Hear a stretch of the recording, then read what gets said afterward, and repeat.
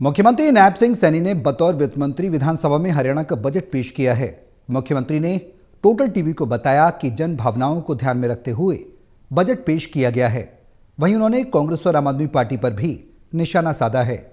मुख्यमंत्री ने कितने लाख करोड़ का बजट पेश किया है और पिछले वित्त वर्ष से कितनी फीसदी ज्यादा है, इस बारे में मुख्यमंत्री नायब सिंह सैनी से खास बातचीत की है। चंडीगढ़ से टोटल टीवी के एसोसिएट एडिटर अनिल कुमार ने। मुख्यमंत्री नायब सिंह सैनी ने बतौर वित्त मंत्री आज प्रदेश का बजट पेश किया है। कितने करोड़ का बजट है और पिछले वर्ष से कितना ज़्यादा बजट है और इस बजट में क्या है और किन किन वर्गों का ख्याल रखा गया है। जी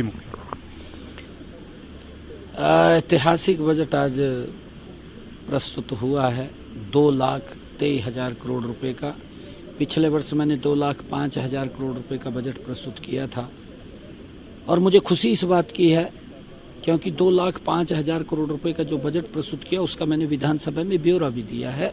मैंने कहा है कि हमने इसका 98% कैपिटल एक्सपेंडिचर पर खर्च किया है, विकास कार्यों के ऊपर खर्च किया है और ये बजट भी नॉन स्टॉप लोगों की सुविधाओं और लोगों के हरियाणा के विकास के लिए ये खर्च होगा, जिसका मैंने अलग अलग विधानसभा पटल के ऊपर ब्यौरा भी दिया है। और मुझे खुशी है कि ये बजट आदरणीय प्रधानमंत्री जी के उस संकल्प को ये पूरा करने वाला बजट है। मोदी जी के उस संकल्प को पूरा करने वाला बजट है जो उन्होंने विकसित भारत का संकल्प लिया है। उन्होंने कहा है कि अगर हमने विकसित भारत बनाना है तो 4 स्तंभों पे हमें काम करना पड़ेगा। वो 4 स्तंभ है किसान, महिला, युवा और हमारा गरीब व्यक्ति। इन 4 लोगों को सशक्त और मजबूत करना पड़ेगा, तब हम विकसित राष्ट्र को गति से आगे बढ़ा सकते हैं। और ये बजट हमारा उस संकल्प को पूरा करने वाला ये बजट है।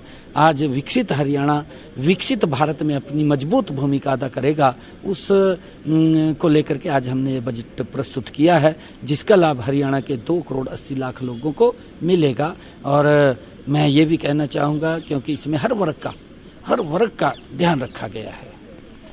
सैनी साहब, कांग्रेस ने मनरेगा बचाओ संग्राम छेड़ रखा है और आपने मनरेगा को बदल के जी राम जी कर दिया है योजना, और इस योजना के लिए हरियाणा ने कितना प्रावधान किया है और कांग्रेस ये सवाल क्यों उठा रही है?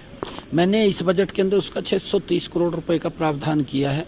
कांग्रेस के पास मुद्दा नहीं है, कांग्रेस के पास विजन भी नहीं है।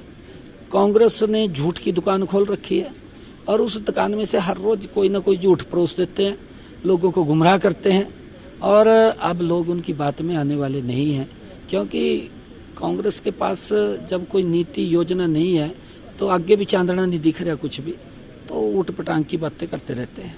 मुख्यमंत्री, आपने इतना अच्छा बजट पेश किया है, आपने सभी आंकड़ों के साथ बताया है, तो फिर कांग्रेस क्यों बजट पर सवाल उठा रही है और कह रही है कि आंकड़ों का खेल किया गया है और प्रदेश की आर्थिक स्थिति पर भी सवाल उठा? देखिए, मैंने उनके समय की आर्थिक स्थिति के बारे में बताया है।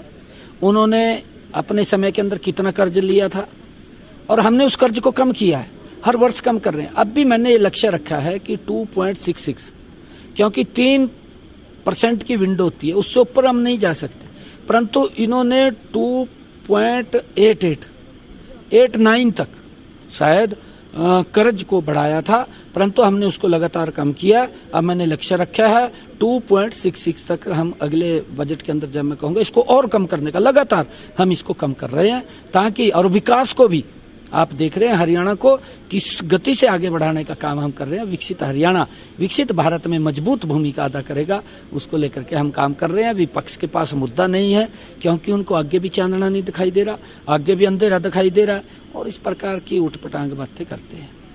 मुख्यमंत्री जी, आप पंजाब का लगातार दौरा भी कर रहे हैं और जो आपने बजट पेश किया है, क्या ऐसी योजनाएं पंजाब में भी लागू की जाएंगी?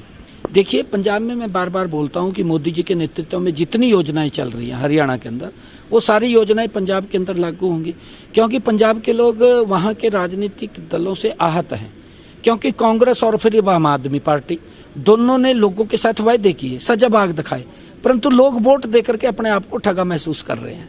और आज लोग उसका अंतर देख रहे हैं कि हरियाणा में क्या क्या सुविधाएं योजनाएं चल रही हैं, पंजाब में उन योजनाओं से वंचित है। एक भी योजना नहीं चल रही, चाहे महिलाओं को पैसे देने की बात है, बुजुर्गों की पेंशन बढ़ाने की बात है, किसानों को भावांतर भरपाई देने की बात है, उनको किसान को अगर सब्जी के किसान को घाटा पड़ता है उसकी भरपाई, उसका कम से कम जो खर्चा है उतना तो दिया जाए, परंतु वहाँ तो कुछ भी नहीं है। युवाओं को रोजगार देने की बात थी, परंतु युवाओं को नशे की दलदल में फंसाने का काम वहाँ की सरकार ने किया। लोग समझ रहे हैं अब उससे पंडा चटवाना चाह रहे हैं। अब तो मोदी जी के नेतृत्व में वो विकसित पंजाब बनाना चाहते हैं। ये थे मेरे साथ मुख्यमंत्री नायब सिंह सैनी। इन्होंने बताया कि जन भावनाओं को देखते हुए प्रदेश का बजट पेश किया गया है। इसके साथ साथ इन्होंने कांग्रेस और आम आदमी पार्टी पर भी निशाना साधा है। Anil Kumar, total news, Chandigarh.